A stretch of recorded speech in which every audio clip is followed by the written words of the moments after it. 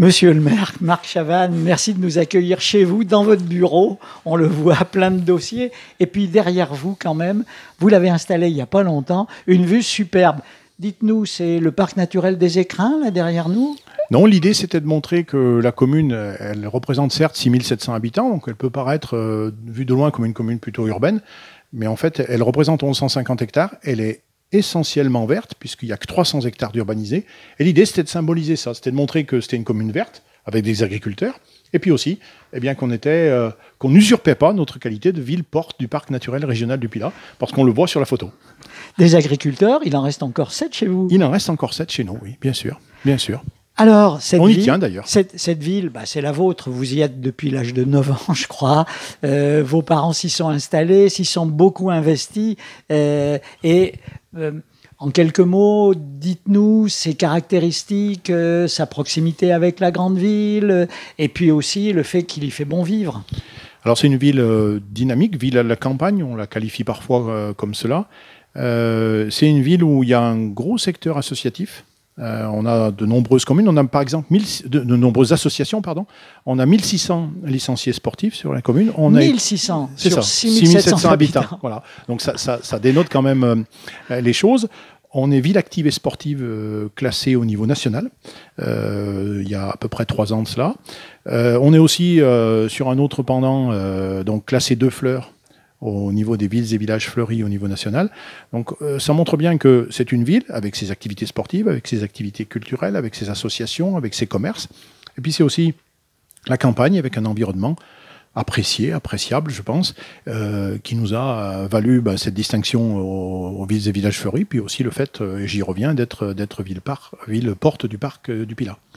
Alors chez vous, il y a à la fois un cœur de village, on peut dire ça comme ça, cœur de village, mais aussi Métrothèque, un lieu qui a été transformé au fil du temps. Ça a marqué aussi l'histoire de Saint-Jean-Bonnefond. Alors c'est sûr que c'était l'hôpital psychiatrique auparavant, donc il s'est ouvert dans les années 70. Ça a marqué l'histoire de Saint-Jean-Bonnefond parce que ça a été le moment où sont arrivés beaucoup de nouveaux habitants, des gens qui travaillaient à l'hôpital de Saint-Jean-Bonnefond. Donc ça a effectivement marqué notre commune, bien sûr, du point de vue démographique, mais aussi du point de vue de l'ambiance, puisqu'à ce moment-là, sont arrivés des gens qui ont souhaité, par exemple, faire en sorte qu'on puisse créer une crèche. Ils sont venus en disant il faut aussi mettre en place des services qu'on n'avait pas sur la commune dans les années 70, puisqu'à l'époque, il y avait autour de 4000 habitants. Donc il y a eu une progression démographique, il y a eu effectivement des commerces qui sont arrivés, il y a eu ou qui se sont développés ou qui se sont maintenus, et puis bien sûr de l'urbanisation. Et j'y reviens quand on parle du bourg. Le bourg, ça représente, il y a 3 quartiers, hein. Il y a la Barrière, le bourg, le Fait. Le bourg, ça représente environ 3000 habitants. Donc quand on regarde le niveau de commerce qu'on a dans le centre-bourg, pour 3000 habitants, un bourg 3000 habitants, si on considère que la Barrière est peut-être un peu plus tournée sur Saint-Étienne, quoi qu'il y a aussi des commerces sur la Barrière, c'est quand même pas inintéressant de le constater. C'est pas mal. Alors, finissons sur Métrothèque. L'hôpital psychiatrique a fermé et... Alors, on a eu la chance que Saint-Étienne Métropole s'intéresse au sujet et achète en fait l'hôpital psychiatrique au CHU et le transforme en parc technologique tel qu'il est aujourd'hui. Donc aujourd'hui, sur ce terrain-là, il y a à peu près 30 000 m² de surface construite. Il y en a 20 000 qui ont grosso modo été réhabilités. Et il y en a aujourd'hui de l'ordre de entre 14 et 15 000 m² qui sont occupés par des entreprises, soit en location, soit à la vente, qui ont acheté leurs locaux. Donc il reste encore de la place, hein, il reste encore, en gros, si vous faites le calcul rapidement, 15 000 m², dont 10 000 sont à réhabiliter encore pour accueillir des entreprises. Et pour votre commune, le monde industriel est donc bien présent à travers souvent des entreprises plutôt de technologie avancée. Oui. Alors effectivement, on a Métrothèque, mais on a aussi toute la zone de Molina-la-Chazotte, bien sûr, qui a été créée en son temps par mes prédécesseurs, Jean Damien en particulier. Ça s'appelait le CIMOC à l'époque. Hein. Il avait été jugé intéressant de créer une zone permettant de revitaliser suite à la mine avec Saint-Étienne, avec la Talaudière et Saint-Jean-Bonnefond. Et ça a donc conduit à ce qu'aujourd'hui, cette zone soit pleine d'entreprises et il n'y a plus un seul mètre carré disponible pour en accueillir de nouvelles. Et puis aussi, on a quelques petites zones, comme vers la zone de Poiton, la zone du Puy-la-Chaux, où on a des entreprises, parfois des toutes petites entreprises, hein, au sens nombre de salariés du terme, une vingtaine, mais qui travaillent dans des domaines de très haute technologie. Sur des niches spécialisées et qui sont vraiment très performants. Et puis, je reviens à Métrotech. On a eu le plaisir d'accueillir récemment l'Actips. J'y fais référence parce que c'est une très belle boîte qui, je le souhaite, je le pense, est promise à un très grand avenir. Elle va d'ailleurs investir dans des locaux industriels à Saint-Paul-en-Jarret. La première pierre va être posée au mois d'octobre. Ils vont quitter Métrotech. Alors l'Actips, c'est des gens qui sur le plan de l'avenir. C'est ça. C'est là où on voit qu'avec des chercheurs et qui font un partenariat avec le monde industriel, on peut arriver à des choses assez sympathiques. Parce que ce sont des chercheurs stéphano-lyonnais qui se sont associés pour trouver, à partir de la caséine du lait, la possibilité de fabriquer de l'emballage qui n'est pas du plastique, qui est en tout cas hydrosoluble et biodégradable, et qui, quand on regarde bien, quand on voit la problématique du plastique, quand on voit la pollution des océans, quand on voit plein de choses comme ça, on se dit que c'est promis un très très grand avenir. Ça a déjà bien démarré, ils ont levé beaucoup de fonds. Ils ont eu beaucoup de gens qui croient. Voilà. Et c'est à très la fois bien. des fonds privés et publics aussi. Bien sûr, donc ils y croient. Bon, je crois que beaucoup de monde y croit, beaucoup d'industriels, de grands industriels y croient, donc c'est plutôt porteur. Le fait qu'ils investissent dans des locaux industriels à Saint-Paul-en-Jarret prochainement, ben ça montre que... Alors, jusqu'à présent, ils étaient habilités pour le non-alimentaire. L'idée, c'est de se faire habiliter pour l'alimentaire. Et là, on voit encore plus de débouchés. Marché énorme. Voilà. Donc, une ville à la campagne avec beaucoup d'atouts et puis un centre-ville que vous voulez transformer peu à peu. Ça a été au cours de votre premier mandat une volonté. C'est peut-être pas très spectaculaire, n'empêche que c'est indispensable pour la qualité de la vie de vos habitants. C'est-à-dire que notre bourg n'était plus adapté à différents niveaux à la vie d'aujourd'hui. Que ce soit la vie commerciale, que ce soit les cheminements piétons, par exemple, que le fait que, par exemple, les bus ont du mal à s'y croiser. Donc, on s'était dit qu'il fallait on l'avait dit d'ailleurs dans notre projet de mandat 2014-2020, on avait dit on va engager une réflexion sur la revitalisation, réhabilitation, modernisation de notre centre-bourg. Donc ça s'est concrétisé par l'instauration, ce qu'on appelle un périmètre de veille foncière, sur un secteur entre la Poste et le bar du Centre, qui représente quand même un secteur important de la commune. Et lors du mandat qui vient de se terminer, eh bien, on s'est attaché avec le concours d'EPORA, l'établissement public Ouest-Rhône-Alpes, eh bien, d'acheter les biens. On a terminé l'opération d'achat. On va s'engager maintenant l'opération de relogement des habitants qui y habitent encore. Et ensuite, la démolition interviendra ensuite, et la reconfiguration, avec l'idée d'y trouver, bien sûr, les faiblesses qu'on avait diagnostiquées, c'est-à-dire il nous faut créer du logement pour nos seniors. Très important, ça. Ça, c'est super important parce qu'on souhaite les garder. Et il faut leur proposer quelque chose, et évidemment proche des médecins, proche des services, proche des commerces. Si ces personnes-là arrivent dans le centre-bourg, effectivement, il y a du commerce qui se développera. C'est pour ça aussi que dans ces espaces libérés, en lien avec la place Saint-Charles, on souhaite créer aussi des locaux commerciaux plus importants, parce que nos locaux commerciaux sont petits dans le centre-bourg et ça ne permet pas le développement que l'on attend, même si on ne va pas aller sur des moyennes ou des grandes surfaces, que chacun se rassure. C'est bien du commerce de proximité que l'on souhaite, prioritairement orienté vers la relation de proximité entre le producteur et le consommateur. Et puis, pour cette première partie de notre entretien, deux ouvertures. La première, sur votre projet de maraîchage. Alors ça, c'est aussi quelque chose qui vous tient à cœur et qui est assez original pour une municipalité. Alors effectivement, ça a mis longtemps pour sortir. Là maintenant, on en est au stade où ça va démarrer. À la rentrée de septembre, on va voir arriver les premières serres, les premières installations. Donc, surface importante. Une surface de 3,5 hectares, qui est un terrain qui appartient à Saint-Étienne Métropole, qui sera donc loué à une structure qui s'appelle Loire Service Environnement, qui fait de l'insertion professionnelle et qui va donc se lancer dans le maraîchage. Le maraîchage, pourquoi ? Pour faire, bien sûr, de la vente directe. Alors, revenons peut-être sur cette idée d'entreprise à viser d'insertion sociale. De quoi s'agit-il exactement ? Alors, les collaborateurs sont des personnes en réinsertion. Ce sont des personnes qu'on appelle éloignées de l'emploi, qui, pour des raisons diverses, sont à réinsérer socialement et professionnellement. Donc on le faisait déjà, nous, au niveau de LSE, à travers tout ce qui concernait l'entretien des espaces verts, le débroussaillage, en travaillant en particulier pour les communes, dont Saint-Jean-Mont-de-Fond d'ailleurs. Et ensuite, c'est un nouvel axe de développement très important qui quand même majeur hein, pour leur service environnement, eh bien, de s'investir dans le maraîchage. Et là, alors, dans un contexte économique complet, c'est-à-dire que le LSE va vivre de ce qu'il vendra. Alors, il le vendra à qui d'ailleurs, ce maraîchage? Alors, l'idée, c'est de le vendre à des particuliers, bien sûr, hein, à travers des paniers ou des choses comme ça. Peut-être à travers des partenariats avec déjà des gens qui vendent sur les marchés ou dans le cadre de magasins de producteurs. Je pense à la ferme au quartier, je pense à Plein-Champ. Et puis, il y aura aussi... l'idée, c'est de faire en sorte, puisque nous, un de nos projets de mandat, c'est de produire nos propres repas pour les enfants de nos cantines, des écoles. Eh bien, le maraîchage, les légumes seront produits par cette structure pour nous aussi. Alors, ça ne correspond pas à toute la production des 3,5 hectares, ça fait à peu près 1 hectare, mais c'est quand même intéressant de voir qu'on est en train d'essayer de créer du développement économique local en circuit court. C'est-à-dire, je produis mes légumes pas très loin d'où je les consomme, on ne peut pas bien faire plus proche, et je les cuisine pas très loin de l'endroit où ils sont produits. Et je les mange pas très loin de l'endroit où ils sont produits et cuisinés. Et avec des consommateurs de chez moi. Et c'est ça, avec des enfants, qui sont demain, finalement, ce qu'on espère, à partir du moment où ils vont découvrir ce que c'est que un peu mieux de bien manger, de manger des produits de saison, produits localement, etc., cuisinés correctement, sans ajout, sans industrialisation excessive, enfin, etc. Eh bien, demain, ils seront, on espère, les ambassadeurs du bien manger lorsqu'ils deviendront adultes. C'est ça l'idée.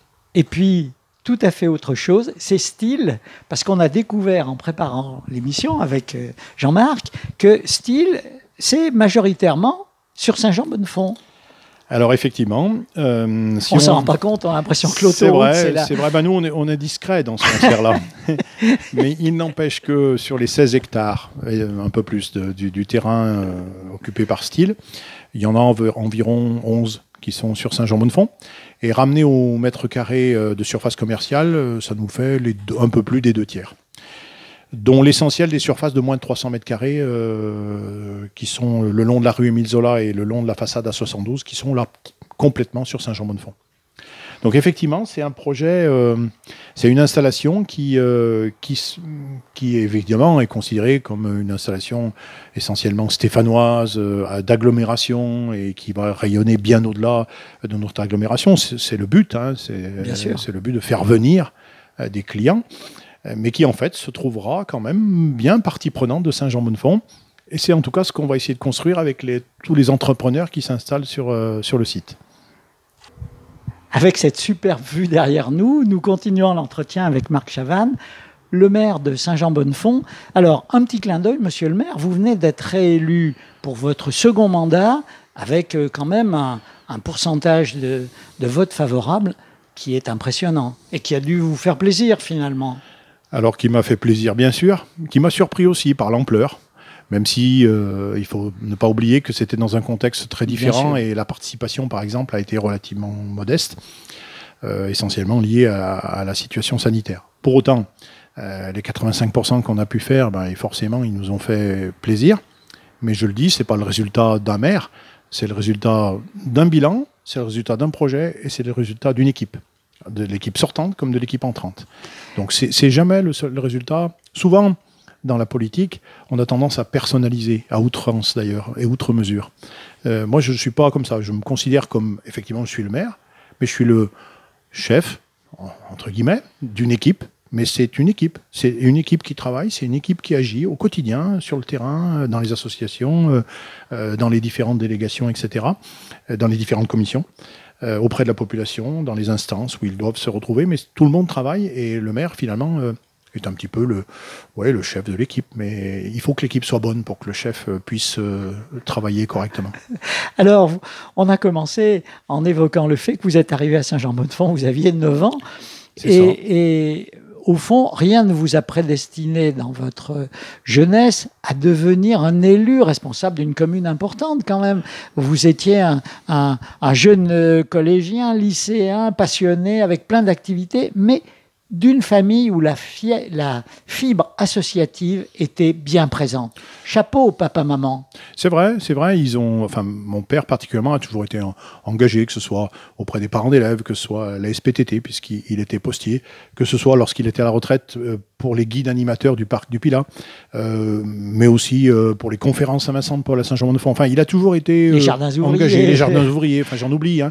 Il a toujours été engagé, j'ai toujours vu mes parents, et mon père en particulier, être engagé sur une cause ou sur une autre, que ce soit lorsqu'on était à l'école auprès des parents d'élèves ou dans d'autres causes lorsque nous étions plus adultes.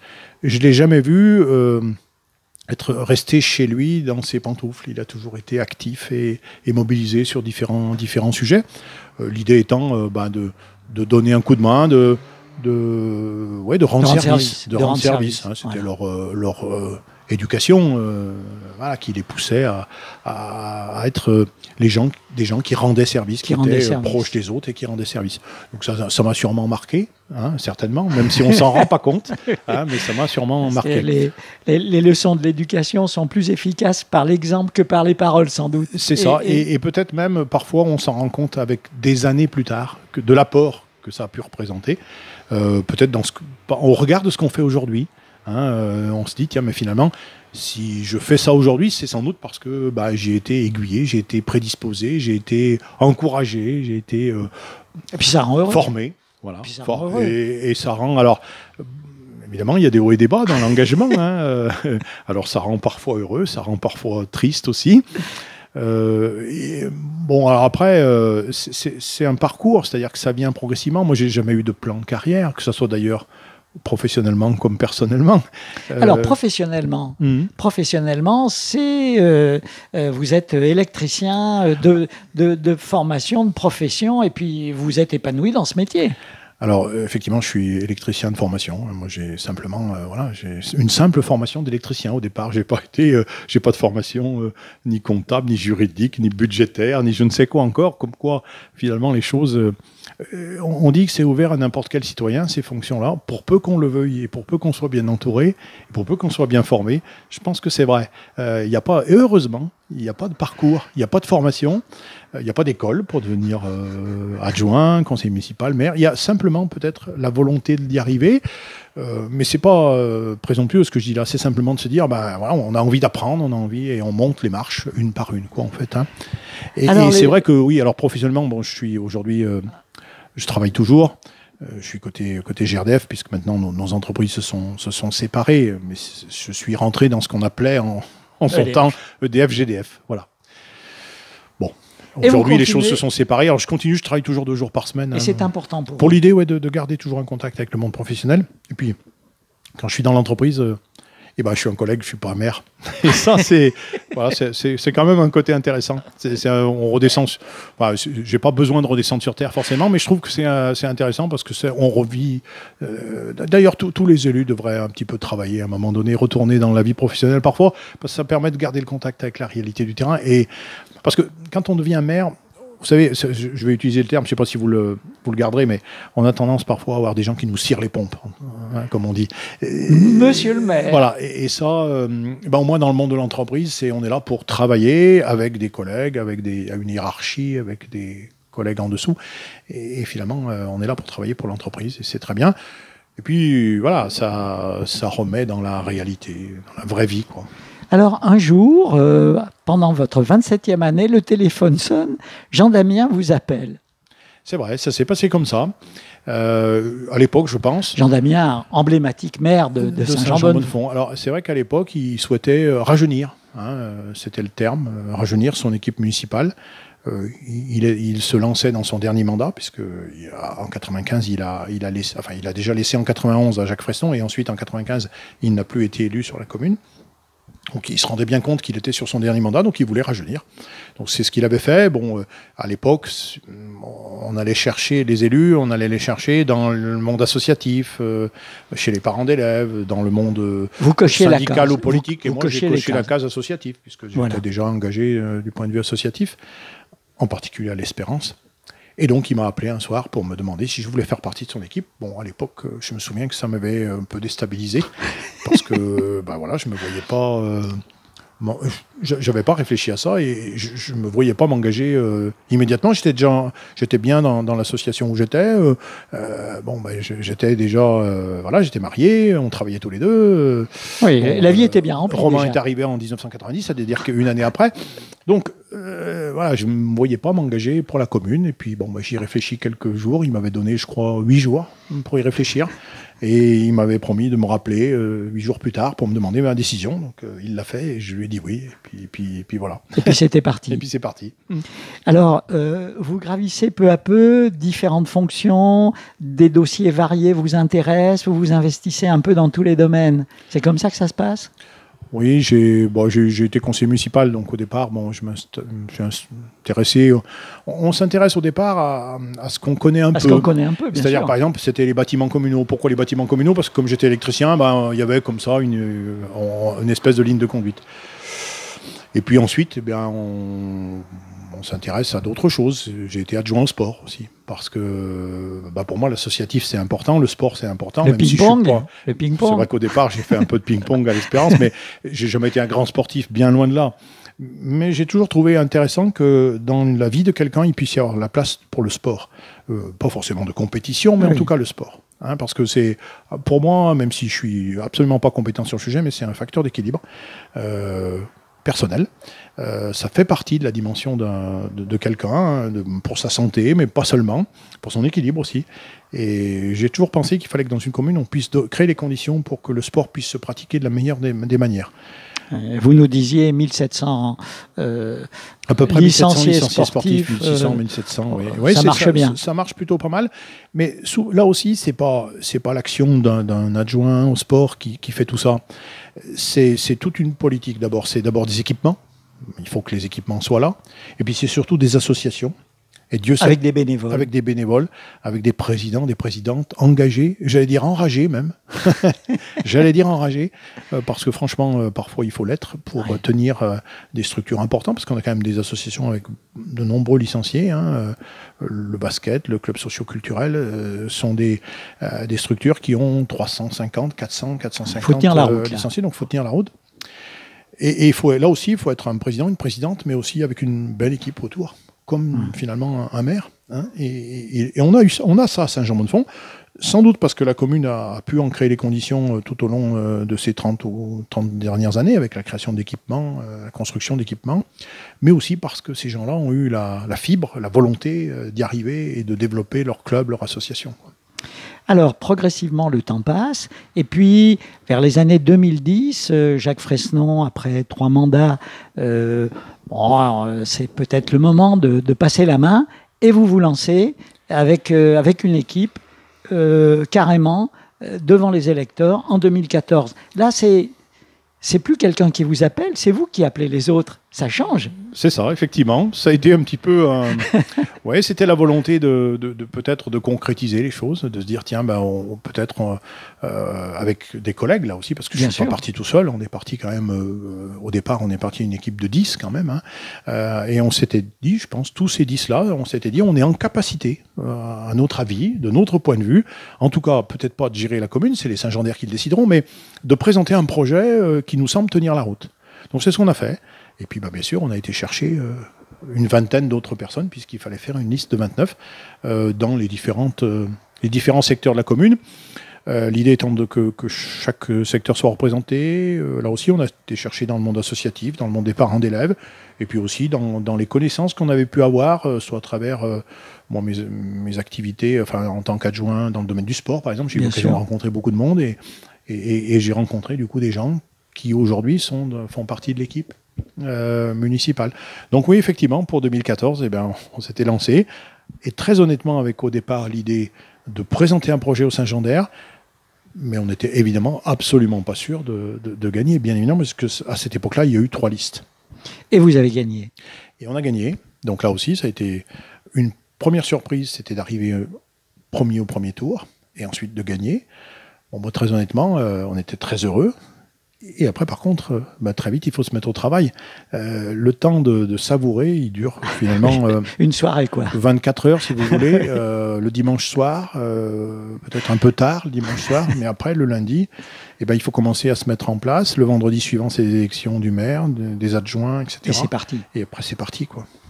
Et c'est parti, et vous, si j'ose dire, vous recommencez 6 ans après. Ça veut dire que vous recommencez en annonçant dès le début que ça sera votre dernier mandat. C'est important pour vous. Alors, effectivement, mes collègues savent que c'est mon dernier mandat, la population pas forcément, parce que moi, j'ai peut-être pas été jusqu'à l'annoncer publiquement, mais en tout cas, mes collègues doivent se préparer pour qu'en 2026, ils soient en capacité de reprendre le flambeau, parce que je considère que, d'abord, je suis élu depuis 1989, donc ça fera 37 ans à la fin en 2026, et ensuite, ça fera donc 2 mandats de maire, et je considère que 2 mandats de maire, eh ben, c'est le temps nécessaire pour pouvoir mener à bien les projets qu'on a décidé de mener.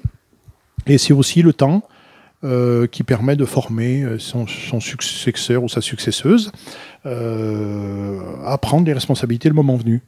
L'idée, c'est, moi, j'ai toujours été dans cet état d'esprit. Je ne veux pas, je le dis un peu vulgairement de cette manière-là, je ne veux pas rester collé au fauteuil.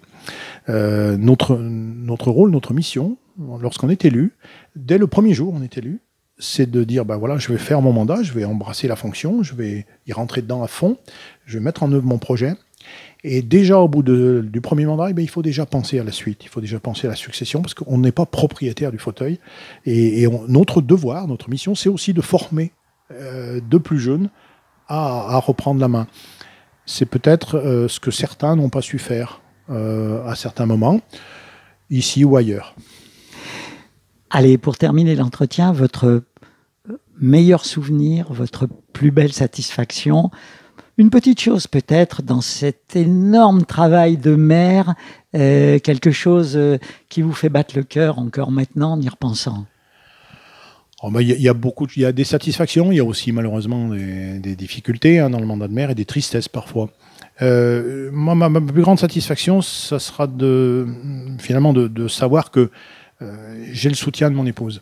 En 2014, enfin un peu avant, en 2013, quand on a décidé de se présenter, je lui ai demandé son accord. Je lui ai dit, voilà, si je me lance, il y aura telle et telle conséquence. Même si à ce moment-là, les enfants n'étaient plus là, bien sûr, étaient déjà partis, puisqu'ils ont 27 et 30 ans. Mais ça a été avec son accord. Et en 2020, lorsqu'il a fallu retourner, ça a été aussi avec son accord. Même si parfois, elle considère que c'est un accord difficile, parce que engageant pour 6 ans. Engageant pour 6 ans, engageant pour 12 ans. Parce que c'est beaucoup d'absence, et du coup, ça reporte beaucoup sur elle. Mais finalement, de voir que malgré tout, on y arrive. C'est ça, une satisfaction. On y arrive en couple aussi. Finalement, je crois que c'est aussi ça, c'est ce que on a souhaité tous les deux. C'est que, bien sûr, je suis le maire, mais elle n'est pas seulement la femme du maire, elle est aussi celle qui fait en sorte que il puisse travailler à sa fonction le plus légèrement du monde possible du point de vue état d'esprit. Voilà. Et c'est une satisfaction. Un petit clin d'œil, on dit merci, son prénom ? Françoise. Merci Françoise. On peut le dire, oui, tiens, on peut le dire. Et puis, se dire que là aussi, la satisfaction, la deuxième satisfaction après celle-là, qui est la plus importante, c'est d'avoir réussi, mais là aussi collectivement, à monter une équipe. Ce que je disais tout à l'heure, c'est... Vous l'avez dit en commençant. Ouais, une équipe, il y a une part de mystère. Bien sûr, le chef d'équipe, il est là pour créer les conditions, pour manager, comme on le dit aujourd'hui, pour faire en sorte que ça fonctionne. Bien sûr. Bien sûr qu'il doit créer les conditions pour faire que tout ça avance très bien, dans le bon sens, etc. Qu'il n'y ait pas de difficultés entre les personnes, que tout le monde puisse fonctionner harmonieusement. Mais il y a aussi une part de mystère, pourquoi ça fonctionne. Sans doute parce que les gens le souhaitent, peut-être aussi parce que le chef fait en sorte que ça puisse se faire. Mais il y a quand même une part de mystère. Et la deuxième équipe là, qui se met en place, j'ai aucun doute sur le fait qu'elle sera aussi performante que la première. Mais on est dans une phase de construction de l'esprit d'équipe et de l'équipe, forcément, puisqu'en plus on s'est mis en place plus tardivement en raison des conditions sanitaires, dans des conditions compliquées, juste avant l'été, avec la période d'été qui forcément est un creux. Donc à la rentrée de septembre, effectivement, ils vont tous rentrer, j'allais dire, billes en tête, comme on dit, dans les dossiers, dans les sujets, dans les réunions, dans tout ce qui fait la vie municipale. Et ça va forcément un peu tanguer. Parce qu'il y a des gens avec nous, et c'est très bien, qui n'ont pas l'habitude de la vie municipale. Mais c'est justement tout l'enjeu du sujet. C'est-à-dire qu'ils ont elles ont et ils ont les compétences pour. Il suffit juste de le mettre en musique. Mais il suffit juste, c'est facile à dire, mais c'est pas si simple à faire. Une dernière phrase. Votre commune, vous nous la vendez, entre guillemets, en une phrase ? En une phrase, c'est une ville à la campagne. C'est une ville où il fait bon vivre. Une ville verte. Une ville où on peut s'épanouir, où on peut avoir des activités sportives, culturelles, mais aussi tout simplement marcher dans la campagne en regardant le parc du Pilat. Merci. Et merci à Jean-Marc Chazot pour la réalisation technique. Merci.